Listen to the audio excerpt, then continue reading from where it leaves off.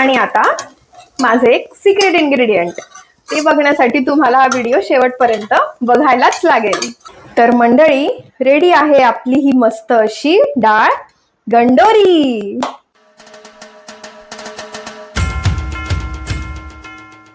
का बाई साहेब, आज काय बेत मग जेवायला? सरकार, आज मम्मी पप्पा आलेत आणि त्यांनी सोबत आणली आहे आंबट चुक्याची भाजी. तर मग आज डाळ गंडोरी बनवू. हा डाळ गंडोरी बनवा. बरोबर मनातलं ओळखता तुम्ही तर. येस, चला तर मग मंडळी आपण बघूया डाळ गंडोरी. नमस्कार मंडळी, स्वागत आहे आमच्या दरबारात.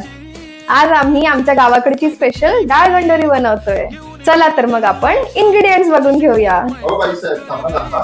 हा, आधी मंडळींना हे तर सांगा की आपलं गाव कोणतं आहे? अरे हो, आमचं गाव आहे खानदेश. खानदेशात स्पेसिफिकली आम्ही येतो जळगाव या जिल्ह्यामधून. आणि आता तिथं जी एक स्पेशल भाजी बनते ना, आज ती मी तुम्हाला दाखवणार आहे.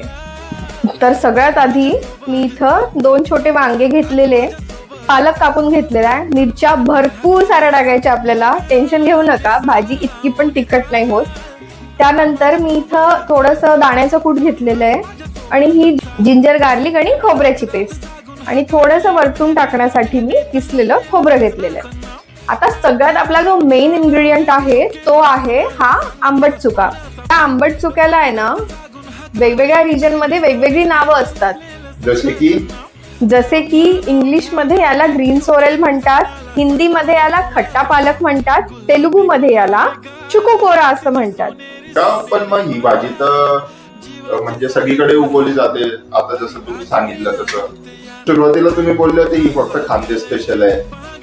म्हणजे मग आज फक्त खानदेशच का स्पेशल? ऍक्च्युली ना सरकार, ही भाजी मिळते तर सगळ्या रिजन मध्ये, पण एक महत्वाची गोष्ट की आपण ज्या पद्धतीने ही भाजी बनवतो ती पद्धत पण खूप युनिक आहे. त्यामुळे ही स्टाईल आपली खूप फेमस झालेली आहे. आता मी हे आपले जितके पण इन्ग्रेडियंट्स आहेत ना, हे या प्लेटमध्ये बेसिकली त्या इन्ग्रेडियंट्सला सगळ्यांना मस्त कुकरमध्ये टाकून शिजवून घेणार आहे. कमीत कमी 3 ते 4 शिट्ट्या आपल्याला करायच्या आहे. आणि महत्वाचं, ह्याच्यामध्ये मी जवळपास पाऊण वाटी मुगाची डाळ पण घालणार आहे.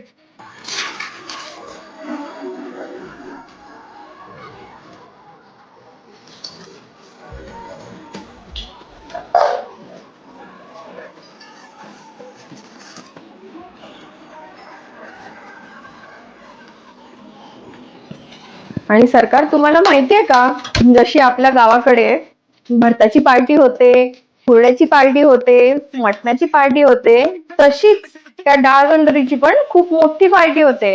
आणि लोक अशी पितात ती भाजी नुसती वरपून. तर मंडळी, आपली जी भाजी होती ती आता मस्त शिजलेली आहे. डाळ पण छान शिजली आपली. त्याला मी आता थोडंसं घोटून घेतलेलं आहे. आता आपण आधी फोडणीची तयारी करून घेऊया. आता मी थोडंसं याच्यामध्ये तेल टाकलेलं आहे गरम करायला. थोडंसं जिरं घेतलेलं आहे मी, जिंजर गार्लिक आणि खोबऱ्याची पेस्ट. त्याच्यामध्ये थोडासा आपल्याला कढीपत्ता घालायचा आहे, थोडीशी हळद. आणि त्या सिक्रेट इन्ग्रेडियंट मुळे जी चव येणार आहे ना आपल्या भाजीला, ती एकदम लाजवाब असणार आहे. तुम्ही खाल्ली असेल डाळ गंडोरी, मी मान्य करते, पण तुम्ही या पद्धतीची डाळ गंडोरी कदाचितच खाल्ली असेल. आता आपलं मसाला जो आहे तो छानपैकी भाजून झालेला आहे आणि मी आता ह्याच्यामध्ये आपली ही घोटलेली भाजी टाकते. आपण ह्याच्यामध्ये आता पाणी घालणार आहोत.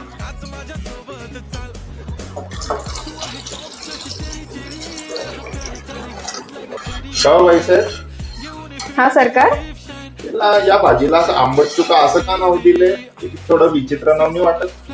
मला असं वाटतं ना, बहुतेक तो शेतामध्ये चुकून उगवला असेल. क्या बात है सर, क्या बात है सर, क्या बात, ये बात है. अरे सर, क्या बात. आता मी मीठ टाकून झालेलं आहे माझं. आता ह्याच्यामध्ये मी थोडं शेंगदाण्याचं कूट टाक. मस्त. याच्यात अजून थोडासा खोबऱ्याचा कीस पण जाणार आहे वरनं गार्निशसाठी. आणि मंडळी, खोबऱ्याचा कीस जो मी म्हटली तो माझा सिक्रेट इन्ग्रेडियंट नाही आहे बरं का, तो तर अजून यायचा आहे. त्याच्यासाठी थोडी अजून वाट बघायला लागेल तुम्हाला. तर मंडळी, आता आपला सिक्रेट इन्ग्रेडियंट रिव्हील करायची वेळ आलेली आहे आणि तो आहे जायफळची पावडर. तर आता तुम्ही बघताय की मी बिलकुल पाव चमचाच पावडर घेतलेली आहे, पण तेवढी पाव चमचा पावडर आपल्या कुकर भरून भाजीला भरपूर आहे. ही पावडर आता आपण टाकू आणि जशी जशी उकळी येईल ना भाजीला तशी तशी त्याची चव अजूनच भारी होईल आणि अजून मस्त त्याला अरोमा पण येईल आता. तर मंडळी रेडी आहे आपली ही मस्त अशी डाळ गंडोरी. का बाईसाहेब, ते शेजारची बादली काय वरपायला आहे का? हो सरकार, आता वरपा मस्त, जितकी वरपायची तितकी. चला तर मंडळी, आता ही आपली डाळ गंडोरी रेडी आहे. मला कमेंट करून नक्की सांगा की तुम्ही कधी ट्राय केली आहे का आधी. आणि भेटूया पुढच्या व्हिडिओमध्ये. बाय.